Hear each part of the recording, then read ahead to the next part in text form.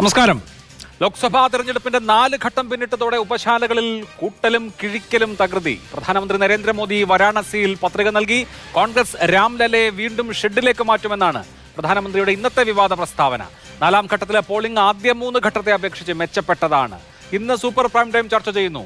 കാറ്റ് എങ്ങോട്ട്? തരംഗമില്ലാത്ത തിരഞ്ഞെടുപ്പോ? BJP ബാക്ക്ഫൂട്ടിലോ? UP-യിൽ അടിയൊഴുക്കുണ്ടോ? ഈ ചർച്ചയിൽ Shri Jyothikumar Chamakkala Congress, Shri George Kurian BJP, Shri CP Rashid നിരീക്ഷകൻ, ശ്രീ നിസാം സെയ്ദ് നിരീക്ഷകൻ എന്നിവർ. വളരെ ചെറിയൊരു ഇടവേള, അതിനുശേഷം ചർച്ചയിലേക്ക്. ആദ്യം ശ്രീ ജോർജ് കുര്യൻ, 4 ഘട്ടം കഴിഞ്ഞു. അതിനർത്ഥം 380-ലധികം മണ്ഡലങ്ങൾ ഇതിനോടകം തന്നെ ജനഹിതം രേഖപ്പെടുത്തി കഴിഞ്ഞു എന്നാണ്. പക്ഷേ 4 ഫേസിലും തൊട്ട് മുന്നത്തെ വർഷത്തെ അപേക്ഷിച്ച്, മുന്നത്തെ 2019 അപേക്ഷിച്ച് പോളിംഗ് കുറവാണ്. സാധാരണ നിലയിൽ ഒരു തരംഗമുണ്ടാകുമ്പോൾ, അതിപ്പോൾ ഭരണവിരുദ്ധ തരംഗമാണെങ്കിലും ഭരണാനുകൂല തരംഗമാണെങ്കിലും തരംഗമുണ്ടാകുമ്പോൾ വലിയ പോളിംഗും വോട്ടർമാരിൽ വലിയ ഉത്സാഹവും ഒക്കെ കാണാറുള്ളതാണ്. പക്ഷേ ഇത്തവണ അത് കാണുന്നില്ല, എവിടെയും അത് കാണുന്നില്ല, ഒരു സർജില്ല എന്ന് എല്ലാവരും ഒരേ സ്വരത്തിൽ പറയുന്നു. അപ്പോൾ BJP-യെ സംബന്ധിച്ച് ആദ്യം കൂട്ടിവെച്ചിട്ടുള്ള കണക്കുകളൊക്കെ ഒന്ന് പുനരാലോചിക്കേണ്ട സമയമാണോ ഇത്?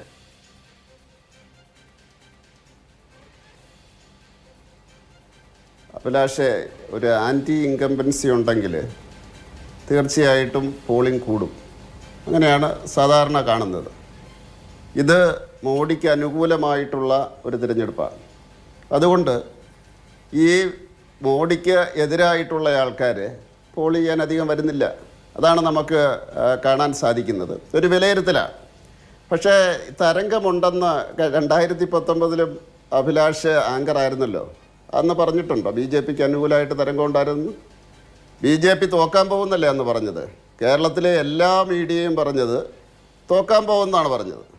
എണ്ണിക്കഴിഞ്ഞപ്പോഴാണ് അത് തരംഗമാണ് എന്ന് പറഞ്ഞത്. ഈ നരേറ്റീവ് 2014 തുടങ്ങിയതാണ്, 2019 തുടർന്നു, 24-ലും തുടരുകയാണ്. അതുകൊണ്ട് BJP-യെ സംബന്ധിച്ചിടത്തോളം ഈ 379 ഇതുവരെയും ഞങ്ങളൊരു 260-270 സീറ്റുകൾ ഞങ്ങൾ ജയിക്കും. കാരണം 206 ആയിരുന്നു കഴിഞ്ഞ പ്രാവശ്യം. ഈ 379 ഞങ്ങൾ ജയിച്ചത് 206 ആയിരുന്നു. ബംഗാളിലെ അവസ്ഥ അറിയാമല്ലോ. ബംഗാളിൽ 18 ഉണ്ടായിരുന്നത് 28-30 ആകും എന്നുള്ള കാര്യത്തിൽ ആർക്കും സംശയമില്ല. ആസാമിലെ കാര്യം അറിയാം, തെലങ്കാനയിലെ കാര്യം അറിയാം, ആന്ധ്രാപ്രദേശിലെ കാര്യം അറിയാം, ഒറീസയിലെ കാര്യം അറിയാം. അതൊന്നും കഴിഞ്ഞ പ്രാവശ്യം അധികം ഇല്ലാത്ത സ്ഥലങ്ങളാണ് ഞാൻ പറഞ്ഞത്. ബാക്കിയുള്ള എല്ലാ സ്ഥലങ്ങളിലും BJP-ക്ക് അനുകൂലമായിട്ടുള്ള തരംഗം തന്നെയാണ്. അല്ലെങ്കിൽ റിസൾട്ട് വന്നു കഴിയുമ്പോൾ പറയും, അത് യാതൊരു സംശയവും വേണ്ട. ശരി, വളരെ വളരെ അതുകൊണ്ട് ഈ കാര്യത്തിൽ ഇനിയിപ്പോൾ ഒരു കണക്കുണ്ടാക്കുന്നത് തീർച്ചയായിട്ടും നല്ലതാണ്. മാധ്യമങ്ങൾക്ക് ഒരു സ്കൂപ്പ് ഉണ്ടാക്കാനുള്ള തീർച്ചയായിട്ടുള്ള അവകാശമുണ്ട്. പക്ഷേ അത് 2014-ലെയും 2019-ലെയും പോലെ തന്നെ അത് തെറ്റായിരിക്കുമെന്നുള്ള കാര്യത്തിൽ യാതൊരു സംശയവുമില്ല.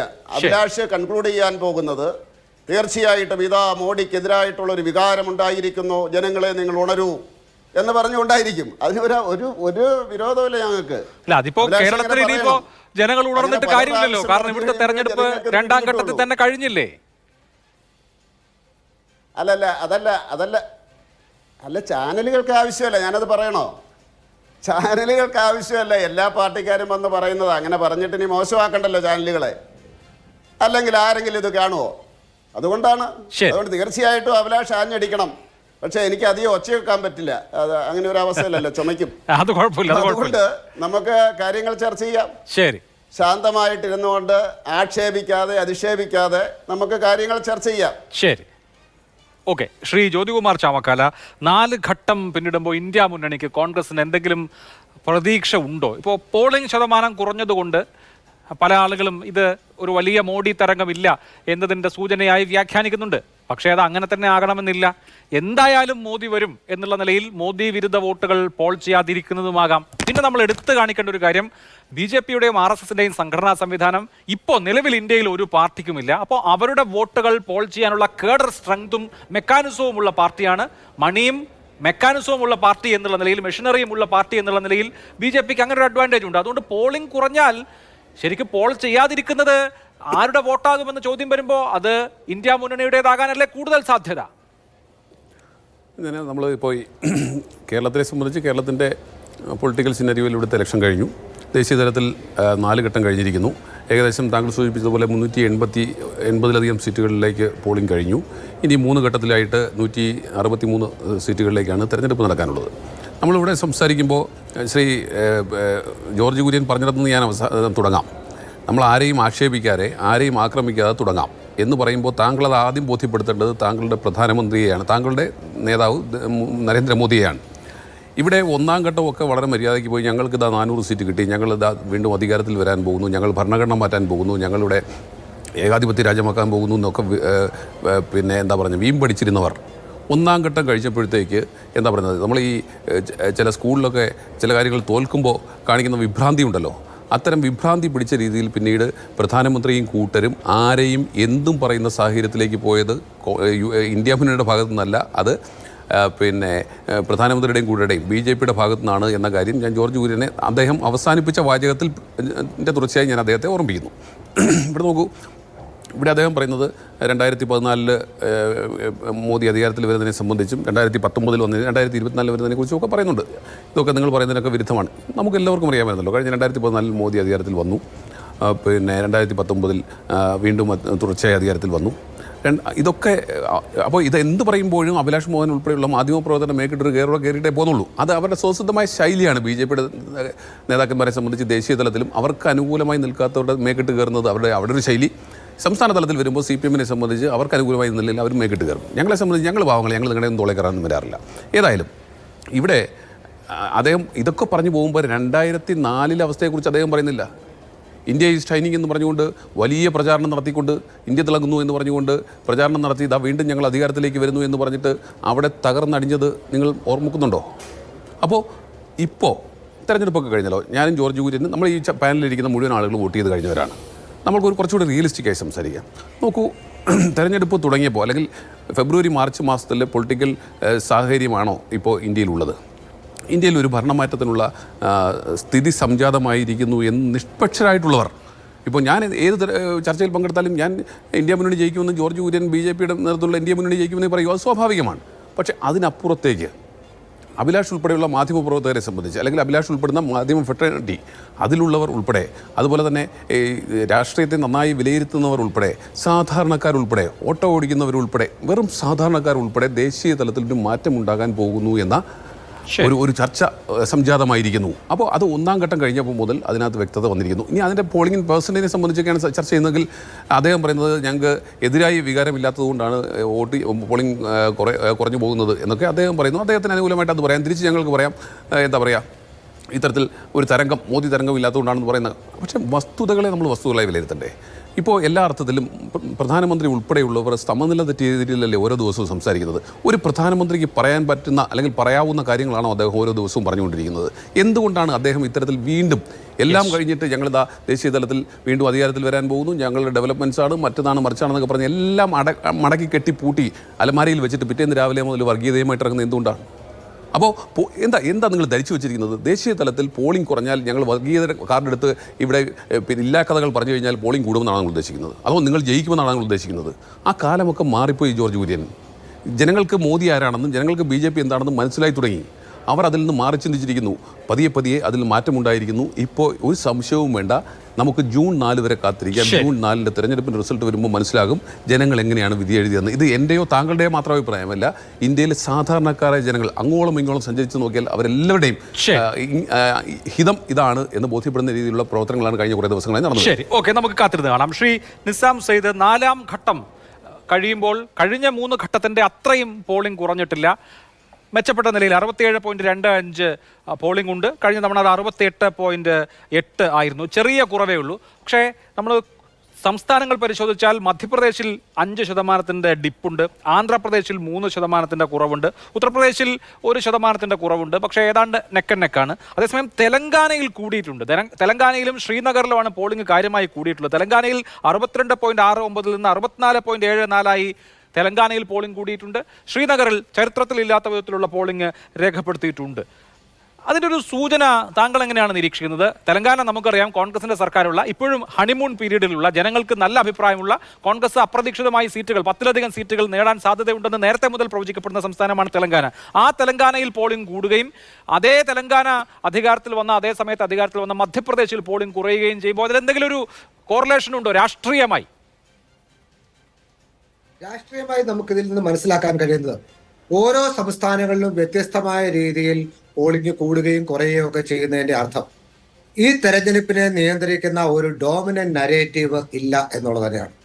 ഈ തെരഞ്ഞെടുപ്പ് പലപ്പോഴും നമുക്ക് കാണാൻ കഴിയുന്നത് ഇതൊരു പാർലമെന്റിലേക്കുള്ള തെരഞ്ഞെടുപ്പാണെങ്കിലും സ്റ്റേറ്റ് വൈസ് ഇഷ്യൂസ് ആണ് ഈ തെരഞ്ഞെടുപ്പിന്റെ നരേറ്റീവിന് ഡോമിനേറ്റ് ചെയ്യുന്നത് എന്നുള്ളതാണ് ഇങ്ങനെ ഓരോ സംസ്ഥാനത്തെയും വ്യത്യസ്തമായ കണക്കുകൾ നമുക്ക് ബോധ്യപ്പെടുത്തി തരുന്നത്.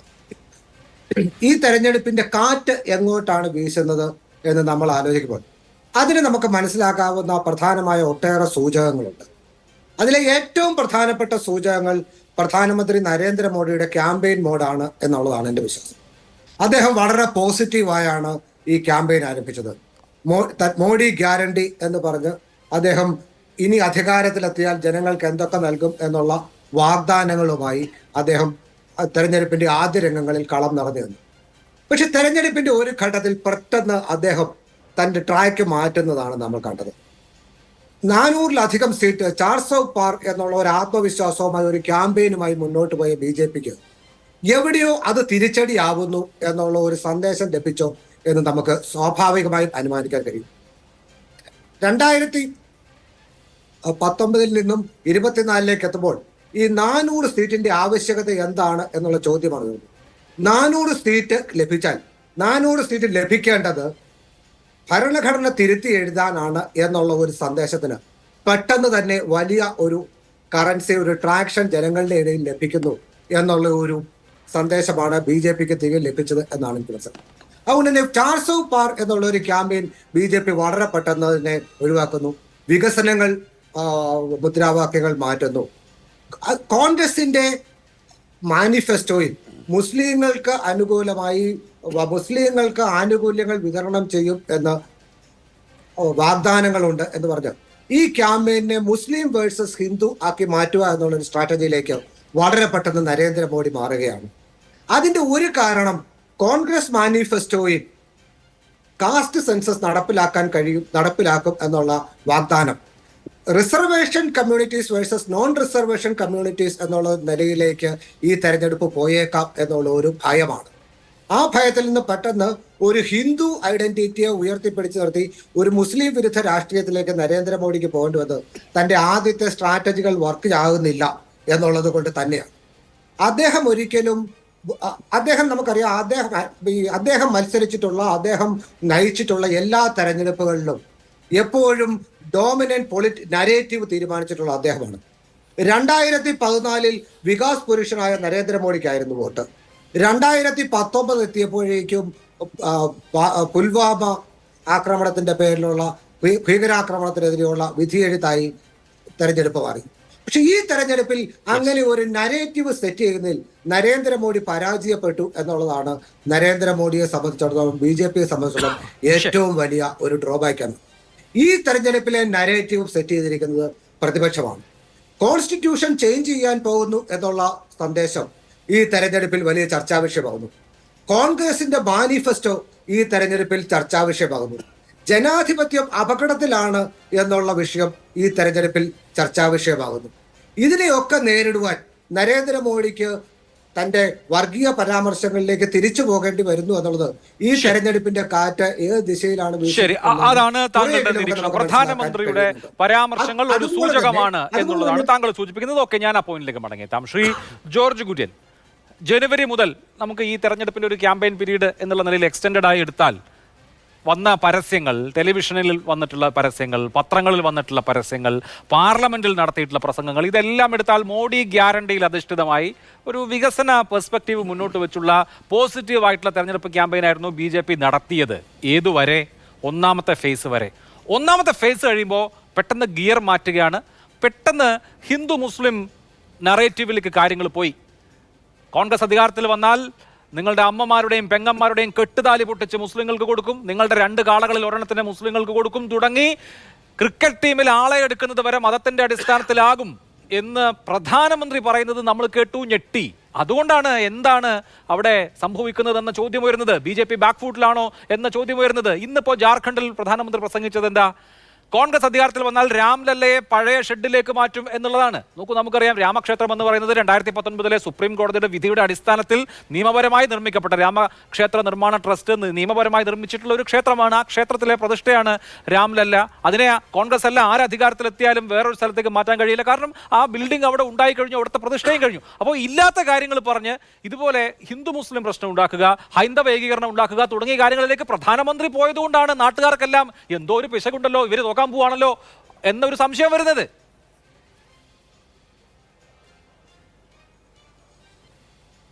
അഭിലാഷ, ഞാനിപ്പോൾ ഒരു വീഡിയോ അങ്ങോട്ട് ഇട്ടിട്ടുണ്ട് രാഹുൽ ഗാന്ധിയുടെ കഴിഞ്ഞ 2019.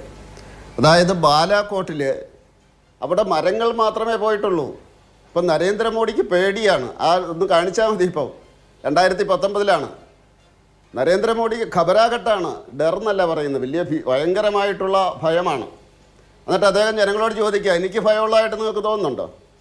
രാഹുൽ ഗാന്ധി ജനങ്ങളോട് ചോദിക്കുകയാണ്, എൻ്റെ ശബ്ദത്തിൽ ഭയമുണ്ടോ? ഇല്ല, മോഡിക്ക് ഭയമാണ്. എന്താണ് ബാലാകോട്ട പറഞ്ഞുകൊണ്ടിരുന്നത്? അവിടെ മരങ്ങളെ പോയിട്ടുള്ളൂ. ഇതൊരു സ്ഥിരം നരേറ്റീവാണ്. അപ്പോൾ അതുകൊണ്ട് ഞാൻ വേറൊരു കാര്യം പറയാം. ഈ നരേന്ദ്രമോദിയുടെ മൈനോറിറ്റി അല്ലെങ്കിൽ മുസ്ലിം പ്രയോഗം 2006 മൻമോഹൻ സിംഗിൻ്റെ ആ പ്രസംഗം, മൈനോറിറ്റീസ് പർട്ടിക്കുലർലി മുസ്ലിംസ്, അത് കേരളത്തിൽ എങ്ങനെയാണ് അതിൻ്റെ പ്രതികരണം എന്ന് പറയാൻ എന്നെ അനുവദിക്കണം, ഇൻ്റർഫിയർ ചെയ്യരുത്. 2006 മൻമോഹൻ സിംഗ് ന്യൂനപക്ഷങ്ങൾ പ്രത്യേകിച്ച് മുസ്ലിംസിനാണ് ഈ രാജ്യത്തെ വിഭവങ്ങളുടെ ഒന്നാമത്തെ അവകാശം എന്ന് പറഞ്ഞതിന് ശേഷം കേരള രാഷ്ട്രീയത്തിലുണ്ടായ മാറ്റം 2008 മുതൽ 80:20 വർക്ക് തുടങ്ങി. അതായത് മുസ്ലിമും ക്രിസ്ത്യാനികളും തമ്മിലുള്ള ആനുകൂല്യങ്ങൾ കൊടുക്കേണ്ടത് അത് 60:40 അത് 80:20 എന്നുള്ള രീതിയിലായി. കേന്ദ്ര സർക്കാരിൻ്റെ ട്രെയിനിങ് പ്രോഗ്രാംസ് ഒരു മതത്തിന് മാത്രം കൊടുക്കാൻ തുടങ്ങി. അതോടൊപ്പം തന്നെ തീവ്രവാദികൾ വർദ്ധിച്ചു. നമ്മുടെ 2010 ജോസഫ് മാഷിൻ്റെ കൈവെട്ടി. ആ കൈവെട്ടിയതിനെ ആരും ആക്ഷേപിച്ചിട്ടില്ല. അതിനുശേഷമുള്ള നിരന്തരമായിട്ടുള്ള വർഗീയ മുന്നേറ്റങ്ങൾ, അതിന് എതിരായിട്ട് ആരും പറയാൻ തയ്യാറായില്ല. 2021 പാലാ ബിഷപ്പിനെതിരായിട്ടുള്ള ആക്രമണം നടക്കുന്ന അവസരത്തിൽ ഇവിടുത്തെ രാഷ്ട്രീയ കക്ഷികൾ പറഞ്ഞത് അത് പാലാ ബിഷപ്പിൻ്റെ കുഴപ്പമാണ്. മനസ്സിൽ കിടക്കുന്നത് മൻമോഹൻ സിംഗ് പറഞ്ഞതാണ്. പാലാ ബിഷപ്പിൻ്റെ കുഴപ്പമാണ്, അദ്ദേഹത്തിന് എതിരെ കേസെടുക്കണം എന്നാണ് പറഞ്ഞത്. 2022 ഒരു കൊച്ചുകുട്ടി മലരിൻ്റെയും കുന്തിരിക്കത്തിൻ്റെയും കാര്യം പറഞ്ഞപ്പോൾ അത് ആ കുട്ടിയുടെ മനസ്സിൽ നിന്ന് വന്നതാണ് എന്നാണ് പറഞ്ഞത്. അപ്പം ആ മൻമോഹൻ സിംഗിൻ്റെ ആ പ്രസ്താവന ലോകത്ത് ഒരു ജനാധിപത്യ രാജ്യത്തും സ്വതന്ത്ര ജനാധിപത്യ രാജ്യത്തും ഒരു ഭരണാധികാരിയും പറയാത്ത കാര്യമാണ്. തൻ്റെ രാജ്യത്തെ വിഭവങ്ങളുടെ ഒന്നാമത്തെ അവകാശി ഒരു മതക്കാരനാണെന്ന് പറഞ്ഞതിൻ്റെ ദുരന്തം ആണ് നമ്മൾ കണ്ടത്. അത് കേരളത്തിൻ്റെ പരിപ്രേക്ഷ്യത്തിലാണ് ഞാൻ പറഞ്ഞത്. അതിന് ശേഷം ഒന്നാമത്തെ ഫേസിന് ശേഷം ഹൈദരാബാദിൽ രാഹുൽ ഗാന്ധി പ്രസംഗിക്കുന്നു. എന്താണ് അദ്ദേഹം പറഞ്ഞത്? അദ്ദേഹം പറഞ്ഞത് റീഡിസ്ട്രിബ്യൂഷൻ ഓഫ് വെൽത്ത്. എങ്ങനെയാണ് സർവേ? ഏതൊക്കെ രീതിയിലാണെന്നറിയാമോ? Financial and institutional. എന്താ institutional? Financial and institutional survey. അതിൻ്റെ അടിസ്ഥാനത്തിൽ ഈ സ്വത്തുക്കൾ ഈക്വലായിട്ട് ഡിവൈഡ് ചെയ്യും എന്നാണ് അദ്ദേഹം പറഞ്ഞത്. അതിൻ്റെ കൂടെ ജിത്ന ആവാദി ഉത്തന ഹക്ക്. അതെന്തൊരു ഏർപ്പാടാണ്? കൂടുതൽ ജനസംഖ്യ ഉള്ളവർക്ക് കൂടുതൽ അവകാശം കൊടുക്കും എന്ന് പറയുന്നത് ഏത് തത്വത്തിൻ്റെ അടിസ്ഥാനത്തിലാണ്? അത് വർഗീയതയല്ലേ? അതിനെ ചൂണ്ടിക്കാണിക്കാനുള്ള അവകാശം ഇന്ത്യയുടെ പ്രധാനമന്ത്രിക്കില്ലേ? അല്ല കാരണം താങ്കൾ കേരളത്തിലെ കാര്യങ്ങൾ പറഞ്ഞ് ഒരു റൗണ്ട് എത്തിയതുകൊണ്ടാണ് ഞാൻ ഇടപെടുന്നത്. ഇന്റർഫിയർ ചെയ്യാമെന്ന് വിചാരിക്കേണ്ട.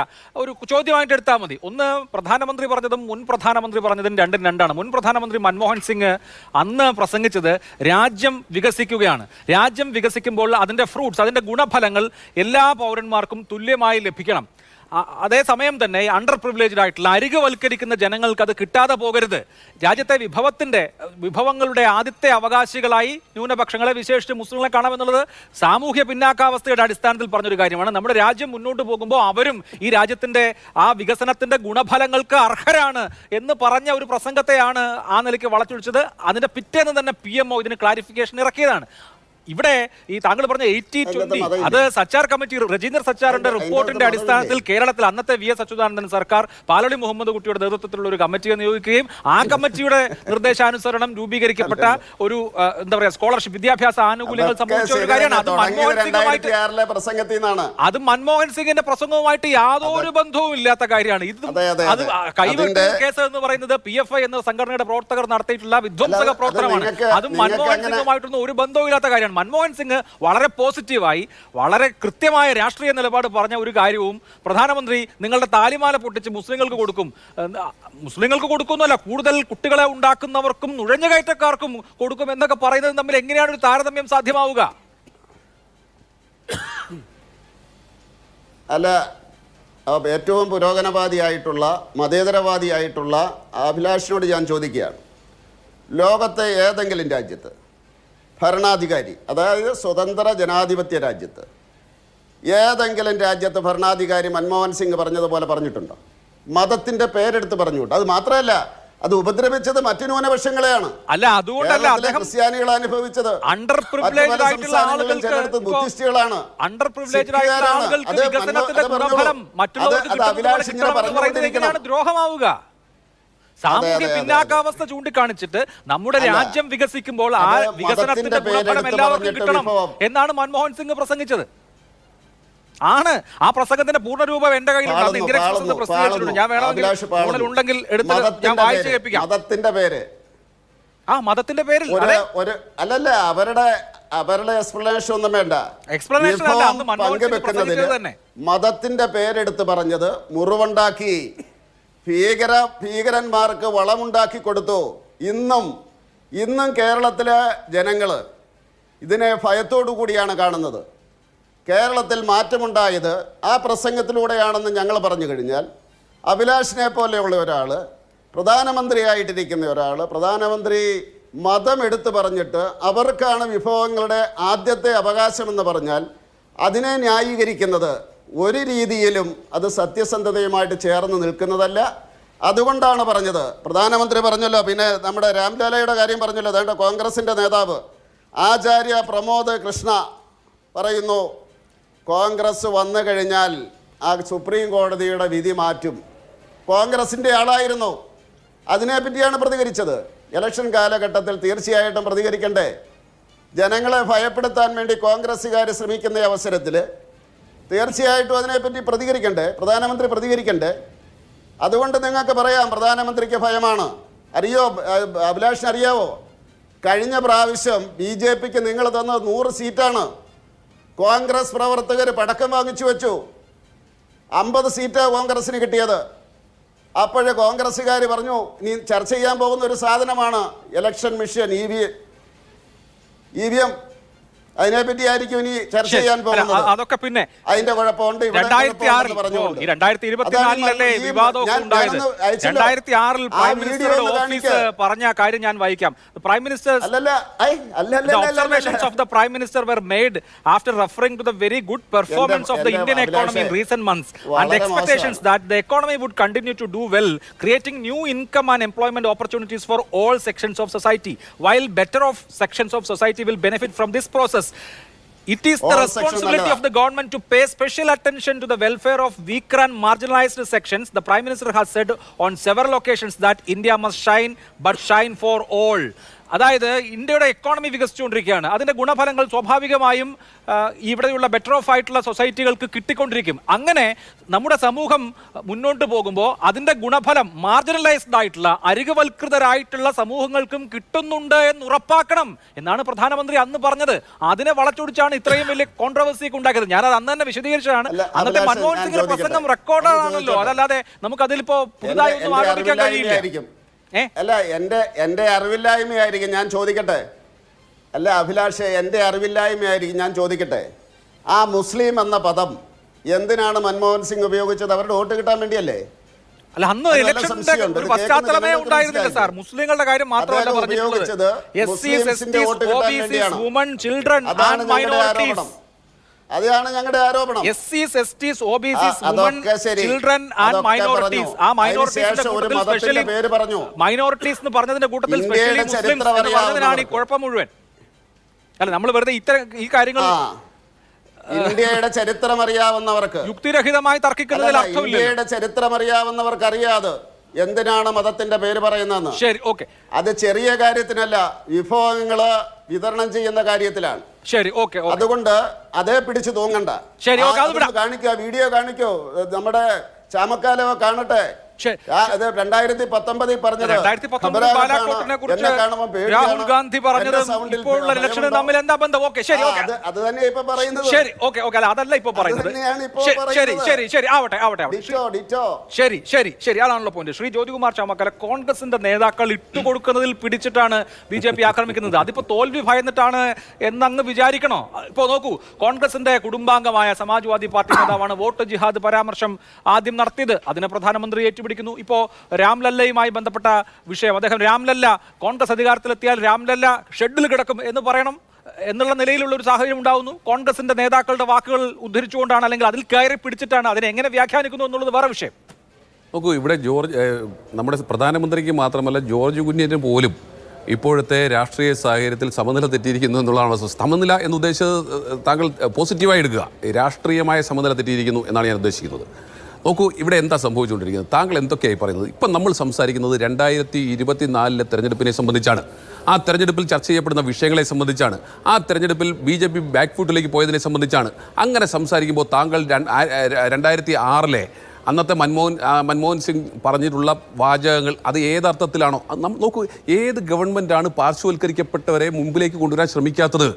അത് അവരുടെ ബാധ്യതയാണ്. അതിൻ്റെ ഭാഗമാണല്ലോ റിസർവേഷൻ. എല്ലാ മേഖലയിലും ഉണ്ടല്ലോ. അപ്പോൾ അവിടെ വനിതകൾ, കുട്ടികൾ, SC, ST, OBC വിഭാഗത്തിൽപ്പെട്ടവർക്ക് ഉൾപ്പെടെയുള്ള അതിന് നമ്മൾ അതിനെക്കുറിച്ച് കൂടുതൽ ചർച്ച ചെയ്യുന്നത്. ഞാനും വീണ്ടും താങ്കളെ ചൂണ്ടയിൽ കുത്താൻ ആഗ്രഹിക്കുന്നില്ല. അപ്പോൾ താങ്കൾക്ക് പോലും ഇപ്പോൾ ഈ ചോദിച്ച അഭിലാഷ് ഉൾപ്പെടെ ഞാൻ ഉൾപ്പെടെ ആദ്യത്തെ ഘട്ടത്തിൽ സംസാരിച്ചതിനെ സംബന്ധിച്ച് ഒരു കാര്യത്തിനെ സംബന്ധിച്ച് മറുപടി പറയാനില്ല. അതാണ് അടിസ്ഥാനപരമായ പ്രശ്നം. രണ്ടാമത്തേത്, താങ്കൾ പറയുന്നു അന്നത്തെ പ്രസംഗത്തിൻ്റെ പേരിലാണ് ജോസഫ് മാഷിൻ്റെ കൈവെട്ടിയത്. അന്നത്തെ പ്രസംഗത്തിൻ്റെ പേരിലാണ് ആലപ്പുഴയിൽ അവലും മലരും ഉൾപ്പെടെയുള്ള മുദ്രാവാക്യം വിളി ഉണ്ടായതെന്നൊക്കെ താങ്കൾ പറഞ്ഞാൽ താങ്കളുടെ മനസ്സിൽ എത്രമാത്രം വർഗീയത ഇപ്പോഴും നുരഞ്ഞു പൊന്തുന്നു എന്നേ എനിക്ക് പറയാനുള്ളൂ. അതിനപ്പുറത്തേക്കൊരു വാക്ക് എനിക്കില്ല. താങ്കളുടെ മനസ്സ് മലീമസമാണ്. വർഗീയതയുടെ വേർതിരിവ് കൊണ്ട് താങ്കളുടെ മനസ്സ് എത്രത്തോളം മലീമസമാണ് എന്നതിൻ്റെ ഏറ്റവും അവസാനത്തെ ഉദാഹരണമാണ് പ്രധാനമന്ത്രിയായിരുന്ന മൻമോഹൻ സിംഗിൻ്റെ അന്നത്തെ സ്റ്റേറ്റ്മെൻറ്റും.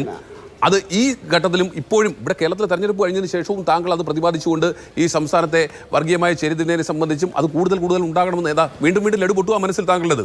അപ്പോൾ അങ്ങനെ ആകരുത് പൊതുപ്രവർത്തകർ. താങ്കൾ ഒരു BJP നേതാവൊക്കെയാണ്. പക്ഷേ നമ്മുടെ പൊളിറ്റിക്കൽ ഹാർമണി, നമ്മുടെ കമ്മ്യൂണൽ ഹാർമണി അത് നിലനിൽക്കണം എന്ന് ആഗ്രഹിക്കുന്ന കൂട്ടത്തിലാണ് ഞാനും താങ്കളും എന്നാണ് ഞാൻ വിശ്വസിച്ചത്. പക്ഷേ താങ്കളെ സംബന്ധിച്ചുള്ള എൻ്റെ ധാരണ തെറ്റിപ്പോയി. ഏതായാലും ആയിക്കോട്ടെ, ഞാൻ അവിടെ അവസാനിപ്പിക്കാം.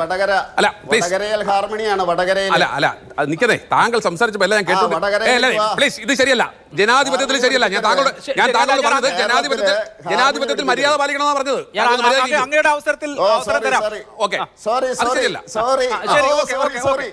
ഓക്കെ. ഇനി സോറി വടകര എന്ന് പറഞ്ഞു പോയതാ. സോറി. അല്ല, വടകര മാത്രമല്ല, നമുക്ക് തൃശ്ശൂരും തിരുവനന്തപുരം ചർച്ച ചെയ്യാം. വരട്ടെ, ദിവസങ്ങളുണ്ടല്ലോ, വരട്ടെ, നമുക്ക് ചർച്ച ചെയ്യാം. ഇവിടെ നമ്മുടെ പ്രസക്തമായ ചോദ്യം എന്താണ്? ഇവിടെ ആരെങ്കിലും ക്യാമറ കണ്ണുമായിട്ടിരിക്കുക, പ്രധാനമന്ത്രിയെ പോലെ ഒരാൾ, അദ്ദേഹം എങ്ങനെയാണ് ഇവിടെ തെരഞ്ഞെടുപ്പ് പ്രചാരണം തുടങ്ങിയത്? അദ്ദേഹം പറഞ്ഞത് വികസനം. മോദിയുടെ ഗ്യാരണ്ടി. തൃശ്ശൂരിൽ പോലും എന്ന് പറയല്ലേ, മോദിക്ക് ഗ്യാരണ്ടി. എത്ര പ്രാവശ്യമാണ് പറയുന്നത്? ഇപ്പൊ എന്തേ പറയാത്തത്? ഇപ്പൊ എന്തേ ഒരു അക്ഷരം ഇണ്ടാത്തത്? ഏതെങ്കിലും ഒരു പ്രസംഗത്തിൽ മോദി തൻ്റെ ഗ്യാരണ്ടിയെ കുറിച്ച് പറയുന്നുണ്ടോ? തൻ്റെ ഗ്യാരണ്ടി ആണെങ്കിൽ ഇതിന് ഗ്യാരണ്ടി ഇല്ല എന്ന് മനസ്സിലായി. അപ്പോൾ അദ്ദേഹം തൻ്റെ തനത് ശൈലി, മറ്റേ ചീട്ട്, എങ്ങനെയായാലും നമ്മൾ പറയില്ല കാക്ക വിളിച്ചാൽ കൊക്കാകില്ല. അവസാനം വർഗീയതയും കൊണ്ടേ വരൂ. അത് BJPയുടെ കൂടപ്പിറപ്പാണ്. വീണ്ടും അതെടുത്ത് ഇറങ്ങിയിരിക്കുകയാണ്.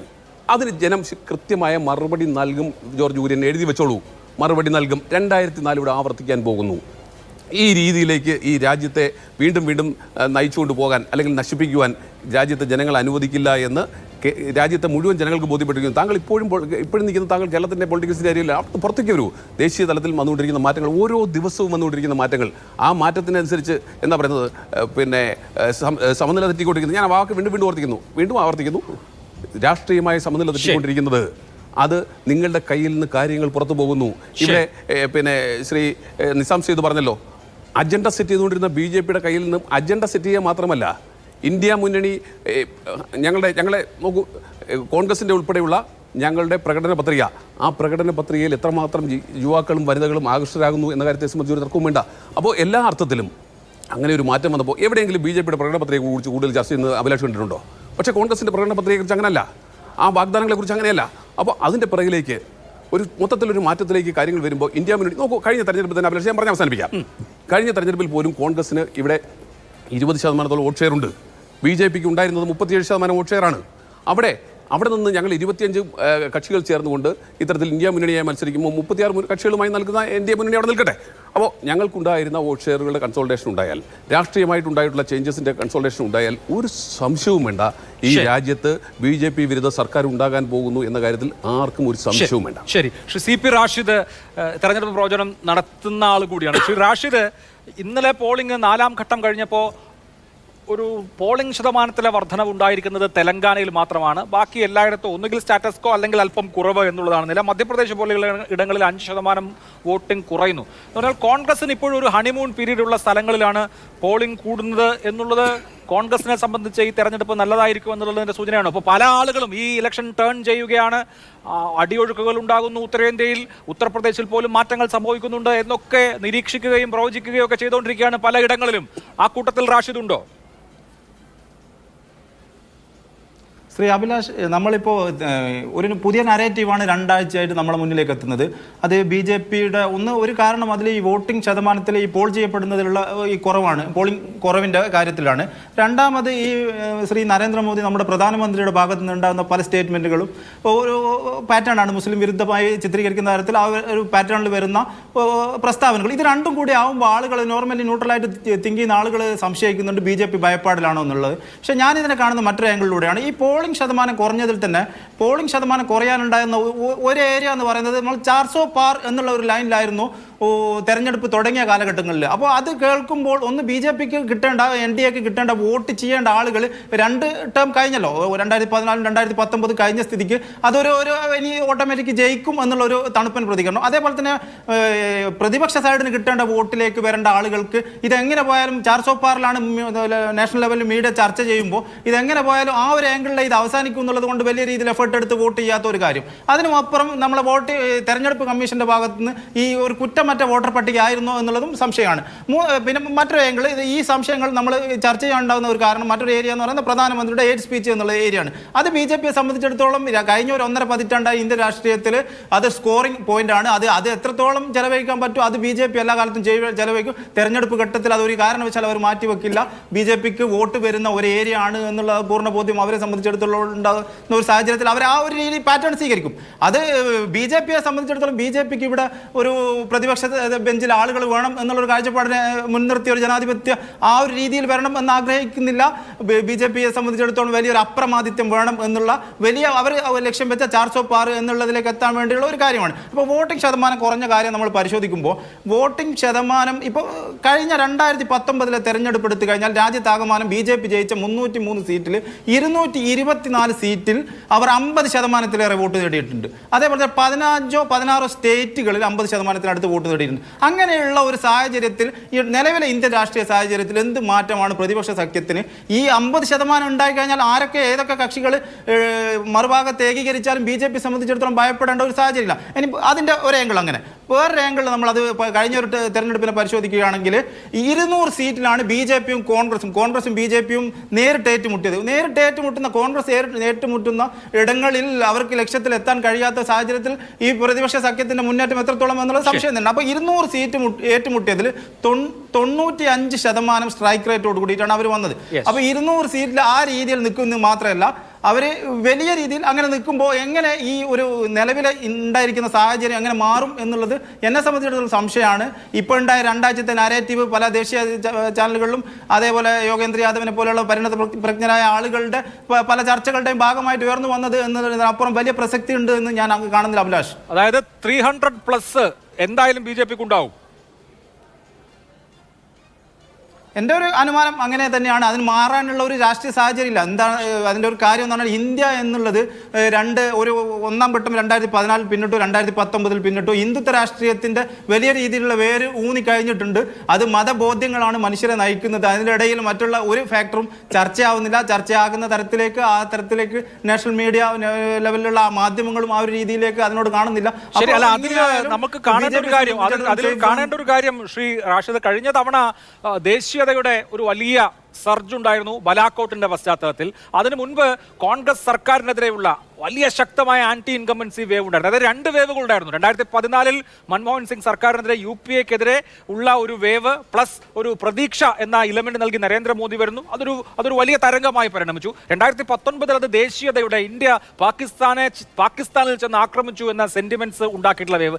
പക്ഷേ 2024 അങ്ങനെ ഏതെങ്കിലും തരത്തിലുള്ള ഒരു വേവ് ഇല്ല. എന്ന് മാത്രമല്ല, ലൈവ്ലിഹുഡ് ഇഷ്യൂസ് ആണ്, ഉപജീവന വിഷയങ്ങളാണ് പ്രധാനമാവുക എന്ന് CSDS പോലെ ഇന്ത്യയിലെ ഏറ്റവും പ്രധാനപ്പെട്ട സർവേ ഏജൻസി പറയുന്നു. കൂടുതൽ ജനങ്ങളും ആശങ്കപ്പെടുന്നത് തൊഴിലില്ലായ്മയെക്കുറിച്ചാണ്, വിലക്കയറ്റത്തെക്കുറിച്ചാണ്.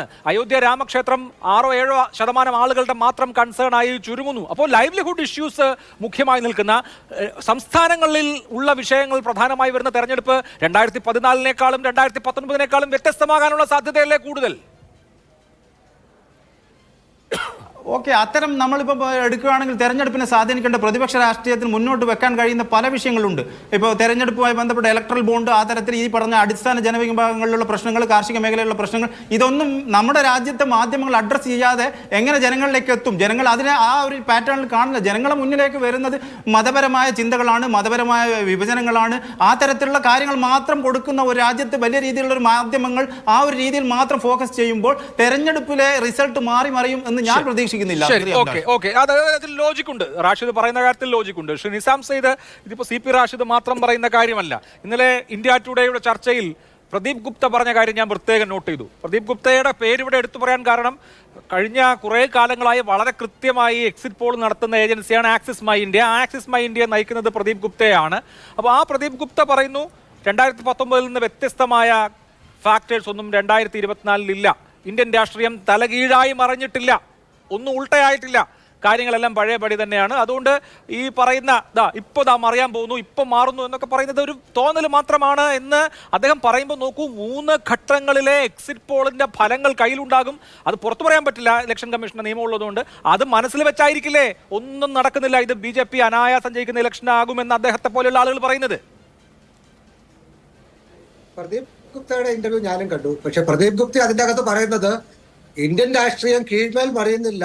അദ്ദേഹം പറഞ്ഞതിനെ വളരെ എക്സാജറേറ്റ് ചെയ്ത് ഇത് BJPക്ക് വിജയിക്കും എന്നുള്ള അർത്ഥത്തിൽ പറഞ്ഞത് ശരിയായില്ല എന്ന് അദ്ദേഹം വിശദീകരിക്കുന്നുണ്ട്. അതിൻ്റെ അകത്ത് ഈ തെരഞ്ഞെടുപ്പിൽ വലിയ മാറ്റങ്ങൾ ഉണ്ടാകുന്നില്ല എന്ന് പറഞ്ഞാൽ ഒരു വലിയ തരംഗം ഉണ്ടാകുന്നില്ല എന്നുള്ളതാണ് നമ്മളുടെ എല്ലാം അസസ്മെന്റ്. ഈ തെരഞ്ഞെടുപ്പിൽ 400-ലധികം സീറ്റിലേക്ക് പോകുന്ന ഒരു വലിയ തരംഗം ഉണ്ടാകുമെന്നുള്ളതായിരുന്നു BJPയുടെ അവകാശവാദം. അതുണ്ടാവുന്നില്ല എന്നുള്ളത് വളരെ വ്യക്തമാണ്. അതുപോലെ തന്നെ BJPക്ക് അനുകൂലമായി 300 സീറ്റ് വരെ നേടാൻ പോലും പറ്റുന്ന ചെറിയ മാറ്റങ്ങൾ സംസ്ഥാന തലത്തിൽ ഉണ്ടായേക്കാം എന്നുള്ളതിനെ അദ്ദേഹം തള്ളിക്കളയുന്നുമില്ല. BJPയുടെ പ്രശ്നം എന്ന് പറയുന്നത് പല സംസ്ഥാനങ്ങളിലും അവർ ഓൾറെഡി പീക്ക് ചെയ്തിരിക്കുകയാണ്.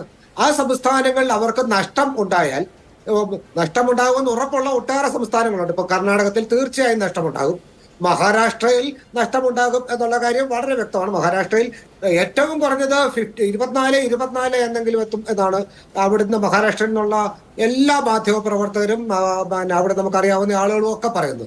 അതുപോലെ തന്നെ കർണാടകത്തിലും അവർക്ക് വലിയ നഷ്ടമുണ്ടാകും എന്നുള്ള കാര്യം മറ്റേ പ്രജ്വൽ രേവണ്ണ കേസുമായിട്ടൊക്കെ ബന്ധപ്പെട്ട് നമുക്കറിയാം. രാജസ്ഥാനിൽ കാറ്റ് തിരിച്ചു വീശുന്നുണ്ട് എന്ന് നമുക്കറിയാം. ഹരിയാനയിൽ കാറ്റ് തിരിച്ചു വീശുന്നുണ്ട് എന്നുള്ളതിന് ഏറ്റവും വലിയ സന്ദേശം, അതിന്റെ ഒരു സിഗ്നല് സ്വതന്ത്രന്മാർ കാല് മാറുന്നു എന്നുള്ളതാണ്. ഈ സ്വതന്ത്രന്മാർ, ഈ അവസരവാദികളായ സ്വതന്ത്രന്മാർ എക്കാലവും രാഷ്ട്രീയത്തിന്റെ കാറ്റ് എങ്ങോട്ട് പോകുന്നു എന്ന് മണത്തറിയുന്നതിൽ വളരെ മിടുക്കരാണ്. അവർ BJP പാളയം വിട്ട് കോൺഗ്രസിന്റെ പാളയത്തിലേക്ക് ചേക്കേറുന്നു എന്നുള്ളത് ഹരിയാനയിലെ കാറ്റ് മാറി വീശുന്നതിന്റെ ഉത്തമമായ ലക്ഷണമാണ്. അതുപോലെ ഡൽഹിയിലെ അലയൻസും നന്നായി വർക്ക് ചെയ്യുന്നുണ്ട് എന്ന് നമുക്കറിയാം. പ്രചരണ രംഗത്ത് സംഭവിക്കുന്നത് എന്താണെന്ന് വെച്ചാൽ നമുക്കറിയാം, പരമ്പരാഗതമായ പ്രചരണ രീതികൾ മാറിക്കഴിഞ്ഞിരിക്കുന്നു. ഇപ്പോൾ ഏറ്റവും ഭംഗിയായി, ഏറ്റവും ഇഫക്റ്റീവായി പ്രചരണം നടക്കുന്നത് സോഷ്യൽ മീഡിയയിലാണ്. 2014, 2014, 2019 സോഷ്യൽ മീഡിയ പ്രചരണ രംഗത്ത് BJPയുടെ തേർവാഴ്ചയായിരുന്നു. BJPയുടെ സോഷ്യൽ മീഡിയ സെല്ലിനെ കൗണ്ടർ ചെയ്യുവാൻ ഒരു വിധത്തിലും മറ്റ് പ്രതിപക്ഷ രാഷ്ട്രീയ കക്ഷികൾക്കോ അല്ലെങ്കിൽ സ്വതന്ത്ര ആളുകൾക്കോ ഒന്നും കഴിഞ്ഞിരുന്നു. പക്ഷെ ഈ അടുത്ത കാലത്തായി കണ്ടത് ധ്രുവ റാഠിയെ പോലെ അല്ലെങ്കിൽ രവീഷ് കുമാറിനെ പോലെ അങ്ങനെ ഒട്ടേറെ സ്വതന്ത്ര വ്ളോഗർമാർ, യൂട്യൂബിലുള്ള പ്രവർത്തകർ, അവരുടെ സന്ദേശങ്ങൾ കോടിക്കണക്കിന് ആളുകളിലേക്ക് എത്തുകയാണ്. പ്രചരണ രംഗത്ത് ഒരിക്കലും പ്രതിപക്ഷത്തിന് സ്വയം നിർവഹിക്കാൻ കഴിയാത്ത ഒരു റോള് ഈ യൂട്യൂബർമാർ നിർവഹിക്കുകയാണ്. നരേന്ദ്രമോദിയെ കുറിച്ചുള്ള ഡിക്റ്റേറ്റർ എന്നുള്ള റാഠിയുടെ വീഡിയോ 4 കോടിയിലധികം ആളുകളാണ് കണ്ടത്. അങ്ങനെ സന്ദേശങ്ങൾ ജനങ്ങളിലേക്ക് എത്തിക്കുവാൻ കഴിഞ്ഞ തെരഞ്ഞെടുപ്പുകളിൽ നിന്ന് വ്യത്യസ്തമായി പ്രതിപക്ഷത്തിന് കഴിയുന്നുണ്ട്. പ്രതിപക്ഷത്തിന് അല്ലെങ്കിൽ തന്നെ സ്വതന്ത്ര യൂട്യൂബർമാർക്ക് ലഭിക്കുന്നുണ്ട്. അങ്ങനെ പ്രചരണ രംഗത്ത് വീടാന്തരം കയറിയുള്ള പ്രചരണത്തെക്കാൾ ഇഫക്റ്റീവായി സോഷ്യൽ മീഡിയ പ്രചരണം നടക്കുന്നു എന്നുള്ളത് വളരെ പ്രധാനപ്പെട്ട കാര്യമാണ്. BJPയെ സംബന്ധിച്ചുള്ള ഗ്രൗണ്ട് ലെവലിൽ ഒട്ടേറെ ഫാക്ടേഴ്സ് അവർക്കെതിരെ വർക്ക് ചെയ്യുന്നു എന്നുള്ളതാണ് അവരെ സംബന്ധിച്ചുള്ള ഈ തെരഞ്ഞെടുപ്പിൽ ഒരു തിരിച്ചടി ആയേക്കാവുന്ന കാര്യം. തൊഴിലില്ലായ്മ ഈ തെരഞ്ഞെടുപ്പിൽ വലിയ ചർച്ചാ വിഷയമായി. തൊഴിലില്ലായ്മ, എല്ലാ വീട്ടിലും തൊഴിലില്ലാത്ത ഒരാളുണ്ട് എന്നുള്ളത് തൊഴിലില്ലായ്മയെ കേന്ദ്ര സ്ഥാനത്ത് നിർത്താൻ കാരണമാണ്. അതുപോലെ മെഹങ്കായി, വിലക്കയറ്റം ഈ പ്രചാരണ രംഗത്ത് വലിയ ചർച്ചാ വിഷയമാകുന്നു. കോൺസ്റ്റിറ്റ്യൂഷൻ മാറ്റും എന്നുള്ളത് ഈ തെരഞ്ഞെടുപ്പ് രംഗത്ത് ചർച്ചാ വിഷയമാകുന്നു. ജനാധിപത്യം അപകടത്തിലാണ് എന്നുള്ളത് കേജ്രിവാളിന്റെയും സോറന്റെയും അറസ്റ്റോടുകൂടി ഈ തെരഞ്ഞെടുപ്പിന്റെ മുഖ്യ കേന്ദ്രത്തിലേക്ക് എത്തുന്നു. കോൺഗ്രസിന്റെ മാനിഫെസ്റ്റോ പണ്ട് ഒരിക്കലും ഉണ്ടാകാത്ത വിധത്തിൽ ഈ തെരഞ്ഞെടുപ്പിൽ ചർച്ചാ വിഷയമാകുന്നു. ഇങ്ങനെ ഒട്ടേറെ ഘടകങ്ങൾ ഈ തെരഞ്ഞെടുപ്പിന് ശേഷം BJPക്ക് അപ്രതീക്ഷിതമായി ഒന്നാം ഫേസോടുകൂടി ഇങ്ങനെ കുറെ അധികം കാര്യങ്ങൾ, ചില ട്വിസ്റ്റ് ആൻഡ് ടേൺസ് ഉണ്ടാവുന്നു എന്ന കാര്യമാണ് ഇവിടെ ചൂണ്ടിക്കാണിക്കുന്നത്. ശ്രീ ജോർജ് കുര്യൻ, ഒരു കാര്യം കൂടി പറഞ്ഞോട്ടെ. നമ്മൾ പ്രധാനമായി കാണേണ്ട ഒരു കാര്യം, അംബാനി അദാനി എന്നുള്ളത് നമ്മുടെ പ്രധാനമന്ത്രിക്ക് എപ്പോഴും വിശുദ്ധ പശുക്കളായിരുന്നു. പ്രചരണ രംഗത്ത് ഒരിക്കലും അവരുടെ പേര് ഉച്ചരിക്കാൻ അദ്ദേഹം തയ്യാറായിട്ടില്ല. അംബാനി അദാനിയെ കുറിച്ച് രാഹുൽ ഗാന്ധി കഴിഞ്ഞ 10 വർഷമായി തുടർച്ചയായി പറഞ്ഞുകൊണ്ടിരുന്നെങ്കിലും ഒരിക്കലും അവരെ തെരഞ്ഞെടുപ്പ് പ്രചരണത്തിന്റെ ഒരു ഘട്ടത്തിലേക്ക് അവരെ പരാമർശിക്കാൻ നമ്മുടെ പ്രധാനമന്ത്രി തയ്യാറായിട്ടില്ല. പക്ഷെ ഇപ്പോൾ അദ്ദേഹം അതിനെ പരാമർശിക്കുവാൻ തയ്യാറായിരിക്കുന്നു എന്നുള്ളത് 2 സാധ്യതകളാണ് ഞാൻ കാണുന്നത്. ഒന്ന്, അംബാനി അദാനിയുമാണ് ഈ സർക്കാരിനെ നിയന്ത്രിക്കുന്നത്, അവർക്ക് വേണ്ടിയാണ് ഈ സർക്കാർ പ്രവർത്തിക്കുന്നത് എന്നുള്ള രാഹുൽ ഗാന്ധിയുടെ നിരന്തരമായ പ്രചരണം ജനങ്ങളിൽ ഒരു ട്രാക്ഷൻ ഉണ്ടാക്കുന്നു എന്ന് നരേന്ദ്രമോദിക്ക് മനസ്സിലാവുന്നു. അതിനെ കൗണ്ടർ ചെയ്യേണ്ട ആവശ്യമുണ്ട് എന്ന് നരേന്ദ്രമോദിക്ക് മനസ്സിലാവുന്നു. അല്ലെങ്കിൽ മോഡി അറിയാതെ അംബാനിയും അദാനിയും കോൺഗ്രസിന് പണം എത്തിച്ചിരിക്കുന്നു. അത് എന്തെങ്കിലും ഒരു സിഗ്നൽ കിട്ടാതെ അംബാനി എല്ലാവർക്കും പണം കൊടുക്കുന്നു. പക്ഷെ അദാനി പ്രതീക്ഷിക്കാത്ത ചില കാര്യങ്ങളൊക്കെ സംഭവിച്ചിട്ടുണ്ട്. താങ്കളുടെ നിരീക്ഷണം ആ അർത്ഥത്തിൽ ശരിയുമാണ്. ശ്രീ ജോർജ് കുര്യൻ, ഇപ്പം 400 സീറ്റ് എന്ന് പറയുന്നു, എവിടെ നിന്നാണ് കിട്ടേണ്ടത്? കഴിഞ്ഞ തവണ കോൺഗ്രസിന് ഒരു ഒറ്റ സീറ്റാണ് നമ്മുടെ തൊട്ടടുത്ത സംസ്ഥാനമായ കർണാടകയിൽ കിട്ടിയിട്ടുള്ളത്. അവിടെ ഇത്തവണ കോൺഗ്രസ് 18 സീറ്റ് വരെ നേടുമെന്നാണ് പ്രൊജക്ട് ചെയ്യപ്പെടുന്നത്. അതിന് തൊട്ടപ്പുറത്തെ സംസ്ഥാനം തെലങ്കാന, കോൺഗ്രസ് സർക്കാരിന്റെ ഹണിമൂൺ പീരീഡാണ്. 10 മുതൽ 12 സീറ്റ് വരെയാണ് ഇപ്പോൾ കോൺഗ്രസിന് തെലങ്കാനയിൽ പ്രൊജക്ട് ചെയ്യപ്പെടുന്നത്. മഹാരാഷ്ട്ര, അവിടെ മഹാഗഡ്ബന്ധൻ വളരെ ശക്തമാണ്. കഴിഞ്ഞ തവണ നേടിയ വലിയൊരു പോർഷൻ സീറ്റുകൾ NDAക്ക് നഷ്ടപ്പെടാൻ പോകുന്നു. 25 സീറ്റെങ്കിലും അവിടെ കോൺഗ്രസ്, NCP, ശിവസേന സഖ്യം കുറഞ്ഞത് നേടും എന്നുള്ളതാണ് കണക്ക്. ഗുജറാത്തിൽ 2-3 സീറ്റുകൾ BJPക്ക് നഷ്ടപ്പെടാമെന്ന സാധ്യത വളരെ കാലത്തിന് ശേഷം സംജാതമാകുന്നു. രാജസ്ഥാനിൽ 10 സീറ്റെങ്കിലും ജയിക്കാമെന്ന നിലയിലേക്ക് കോൺഗ്രസ് വരുന്നു. പശ്ചിമ ബംഗാളിൽ നിങ്ങൾ ഉണ്ടാകുമെന്ന് പ്രതീക്ഷിച്ച വലിയ സർജ് ഉണ്ടാവുന്നില്ല. ബീഹാറിൽ RJDയുടെ നേതൃത്വത്തിൽ വളരെ ശക്തമായ കോൺഗ്രസ് RJD ഇടത് മുന്നണി അവിടെ വളരെ ശക്തമായി വരുന്നു. അപ്പോൾ എവിടെ നിന്നാണ് ഈ അഡീഷണൽ ആയി സീറ്റ് കിട്ടാൻ പോകുന്നത്? ശ്രീ ജോർജ് കുര്യൻ, നമ്മൾ റിയലിസ്റ്റിക് ആയി നോക്കിയാൽ സീറ്റ് കുറയേണ്ടതാണ്.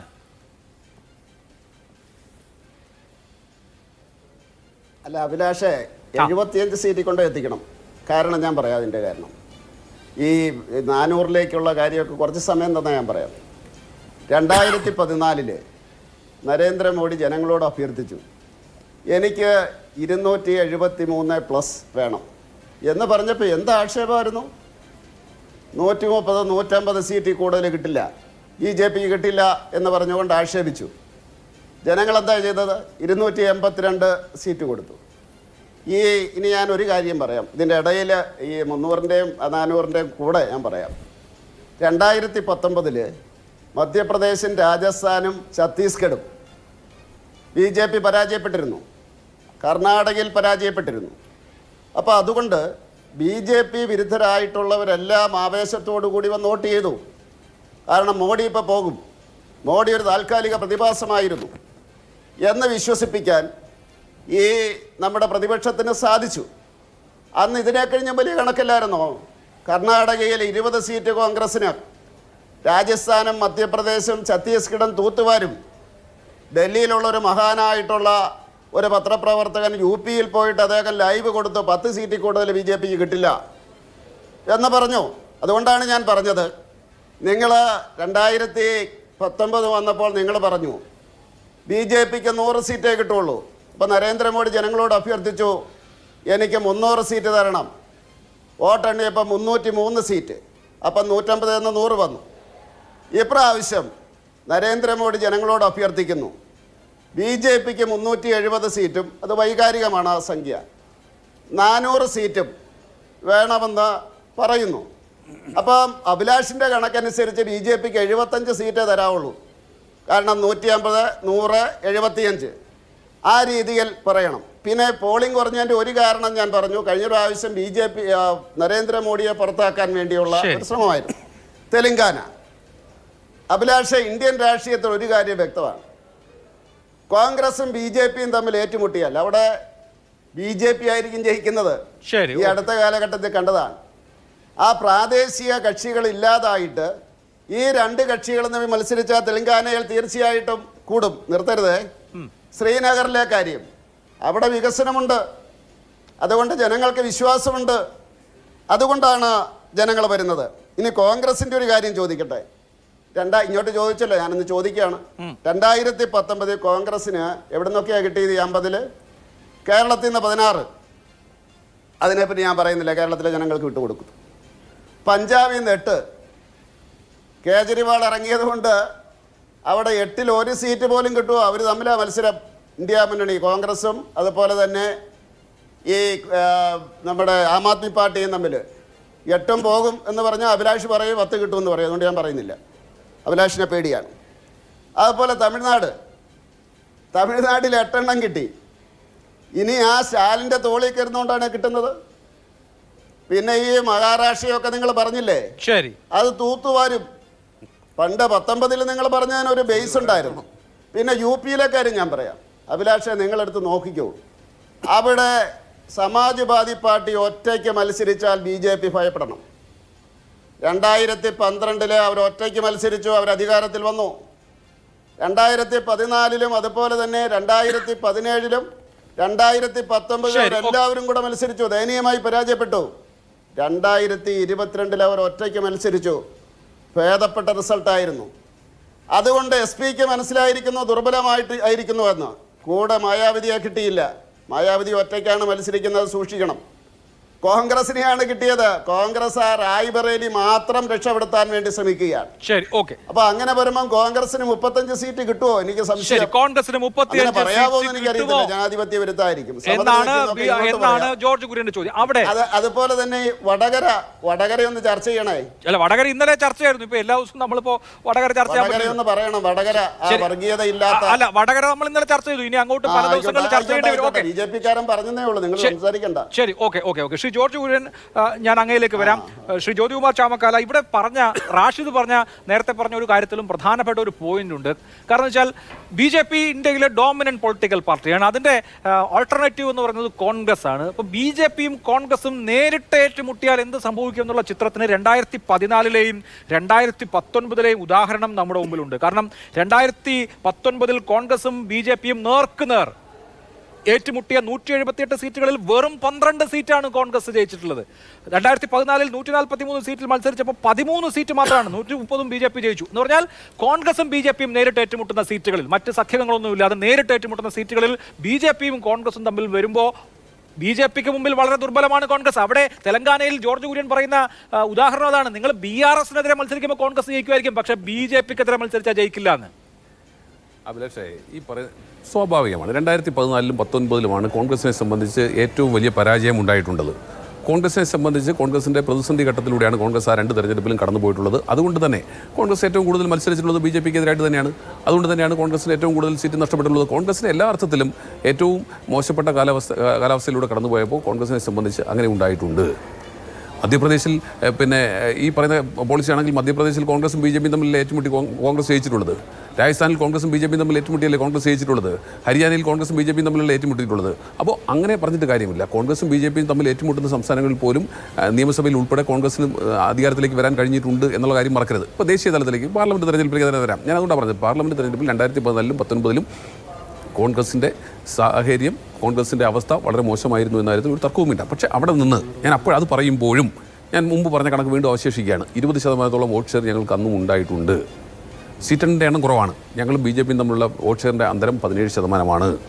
ആ 17% അന്തരം ഇപ്പോൾ ഞങ്ങൾക്ക് മറികടക്കാനാകും എന്ന ആത്മവിശ്വാസം ഞങ്ങൾക്കുണ്ട്. അതിന് ഉപോത്ബലകമായി താങ്കൾ പറഞ്ഞ സംസ്ഥാനങ്ങളെല്ലാം എടുത്തുള്ളൂ. തമിഴ്നാട് ഇവിടെ നോക്കൂ, ഇവിടെ കേരളം, സൗത്ത് ഇന്ത്യ തന്നെ നോക്കൂ. കേരളം, തമിഴ്നാട്, ആന്ധ്രാപ്രദേശ്, അതുപോലെ തന്നെ ഈ പറയുന്ന തെലുങ്കാന, കർണാടക, എവിടെ മഹാരാഷ്ട്രയിലൊക്കെ നല്ല മെച്ചപ്പെട്ട പ്രവർത്തനമാണ് നടന്നുകൊണ്ടിരിക്കുന്നത്. അപ്പോൾ ഏത് സംസ്ഥാനത്തിലാണ് കോൺഗ്രസ് മുൻകാലങ്ങളിൽ നിന്ന് പുറകോട്ട് പോകുന്നത്? അതേ സംബന്ധിച്ച് മറിച്ച് അപ്പോൾ തെലങ്കാനയിൽ ആലോചിക്കണം, കോൺഗ്രസിന് അസംബ്ലിയിൽ എത്ര സീറ്റായിരുന്നു അവിടെ ഉണ്ടായിരുന്നത്? ഇപ്പോൾ ഇങ്ങനെ പറയുന്നവരോട് തന്നെ ഞാൻ തിരിച്ചു ചോദിക്കുന്നത്, കോൺഗ്രസിന് 10-ൽ താഴെ സീറ്റ് ഉണ്ടായിരുന്ന കോൺഗ്രസ്, 3-ാം സ്ഥാനത്തുണ്ടായിരുന്ന കോൺഗ്രസ് അവിടെ നിന്നും നേരിട്ട് അധികാരത്തിലേക്ക് മടങ്ങി വന്ന പാർട്ടിയാണ് കോൺഗ്രസ്.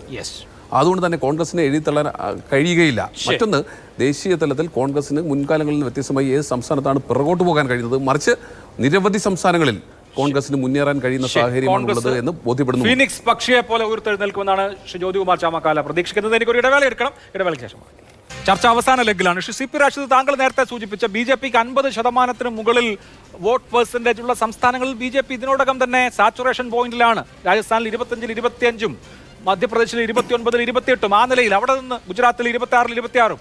ആ സ്റ്റേറ്റുകളിൽ ഇതിൽ കൂടുതൽ സീറ്റ് എന്തായാലും നേടാൻ പറ്റില്ലല്ലോ. വേണമെങ്കിൽ കുറയാം അവിടുത്തെ രാഷ്ട്രീയ സാഹചര്യം വെച്ച്, അല്ലെങ്കിൽ സ്റ്റാറ്റസ് കോ. പക്ഷെ നോക്കൂ, ബാറ്റിൽ ഗ്രൗണ്ട് സംസ്ഥാനങ്ങൾ മഹാരാഷ്ട്ര, പശ്ചിമ ബംഗാൾ, കർണാടക, ബീഹാർ, ഈ 4 സംസ്ഥാനങ്ങളിലും കനത്ത പോരാട്ടമാണ് എന്നിരിക്കെ ആരൊറ്റക്കക്ഷിയാവും, ആര് സർക്കാർ രൂപീകരിക്കുമെന്നുള്ളത് അവിടെ നിൽക്കട്ടെ.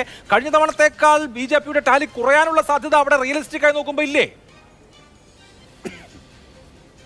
അഭിലാഷ് ഇപ്പോൾ പരാമർശിച്ച സ്റ്റേറ്റുകളിൽ ആ തരത്തിൽ ചെറിയ രീതിയിലുള്ള സാധ്യതകൾ നമുക്ക് വേണമെങ്കിൽ അനുമാനിക്കാം. പക്ഷേ മറിച്ച് നമ്മൾ UP-യിലേക്ക് തന്നെ, ഇതിന്റെ മെയിൻ കേന്ദ്രം UP ആണല്ലോ, UP-യിലേക്ക് വന്നു കഴിഞ്ഞാൽ 62 സീറ്റാണ് കഴിഞ്ഞ പ്രാവശ്യം കിട്ടിയിട്ടുള്ളൂ. ഈ പ്രാവശ്യം അന്ന് 62 സീറ്റ് കിട്ടുമ്പോൾ 49% മേലെ വോട്ട്, 49.5% വോട്ട് BJP ഒറ്റയ്ക്ക് പിടിച്ചിട്ടുണ്ട്. അപ്പോൾ അങ്ങനെയുള്ള അവിടെ UP-യിൽ 62 എന്നുള്ളതിൽ നിന്ന് മുന്നോട്ട് പോകാനുള്ള സാധ്യത ഉണ്ട്. മാത്രമല്ല അവിടെ BSP ആയിരുന്നു അന്ന് SP-യുടെ അലയൻസ്. SP-യും BSP-യും വോട്ട് ബേസ് ഉണ്ടായിരുന്നു. ഇന്ന് കോൺഗ്രസ് ആണ്. കോൺഗ്രസിനെ സംബന്ധിച്ചിടത്തോളം SP-ക്ക് സപ്പോർട്ട് കൊടുക്കാൻ 2% മുതൽ 4% വരെ വോട്ടേ ഉള്ളൂ കയ്യിൽ. അപ്പോൾ ആ ഒരു പാറ്റേൺ വെച്ചിട്ട് അവിടെ കോൺഗ്രസിന് എത്രത്തോളം SP-യുടെ ഗ്രാഫ് ഉയർത്താനും പരസ്പരം അവർക്ക് ഇത് ജയിച്ചു കയറാൻ കഴിയും എന്നുള്ളത്. മാത്രമല്ല അവിടെ ചെറിയ 1-2 കക്ഷികൾ നല്ല ഒരു 2%, 3% ബേസുള്ള അപരാധുകൾ, അങ്ങനെ 1-2 കക്ഷികൾ BJPയെ സപ്പോർട്ട് ചെയ്യുന്നുണ്ട്.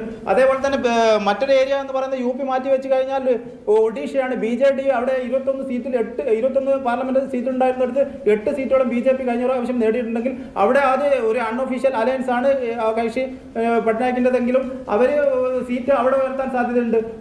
നിങ്ങളുടെ സമയം ഏകദേശം അവസാനിക്കുന്നതുകൊണ്ട് ഞാൻ പിന്നീട് ഇൻട്രസ്റ്റിംഗ് ഏരിയയാണ് ഉത്തർപ്രദേശ്. അതുകൊണ്ട് തന്നെ വളരെ പ്രധാനപ്പെട്ടതാണ്. കഴിഞ്ഞ തവണത്തെ 62-ൽ നിന്ന് BJP ഉയരുമോ, അതോ അഖിലേഷ് യാദവിന് രാഹുൽ ഗാന്ധിയുടെ സഹായത്തോടെ എന്തെങ്കിലും മാജിക് കാണിക്കാൻ കഴിയുമോ? അത് പ്രധാനപ്പെട്ട ഒരു ചോദ്യമാണ്. ഉത്തർപ്രദേശിലെ 62-ൽ നിന്ന് 75-ന് മുകളിലേക്ക് BJP സീറ്റ് ഉയർത്തിയാൽ മറ്റു തരത്തിലുള്ള കാൽക്കുലേഷൻസ് അപ്രസക്തമാകും. അതുപോലെ തന്നെ ഒഡീഷയുടെ കാര്യവും ശരിയാണ്. എന്തായാലും നമുക്ക് കാത്തിരുന്ന് കാണാം. എല്ലാം ജൂൺ 4 വരെ ഉള്ളൂ. അതുവരെ നമുക്ക് കണക്കുകളൊക്കെ കൂട്ടിയും പറഞ്ഞുമൊക്കെ ഇരിക്കാം. വളരെ നന്ദി എൻ്റെ 4 പാനലിസ്റ്റുകൾക്കും. സൂപ്പർ പ്രൈം ടൈം അവസാനിക്കുന്നു. നമസ്കാരം.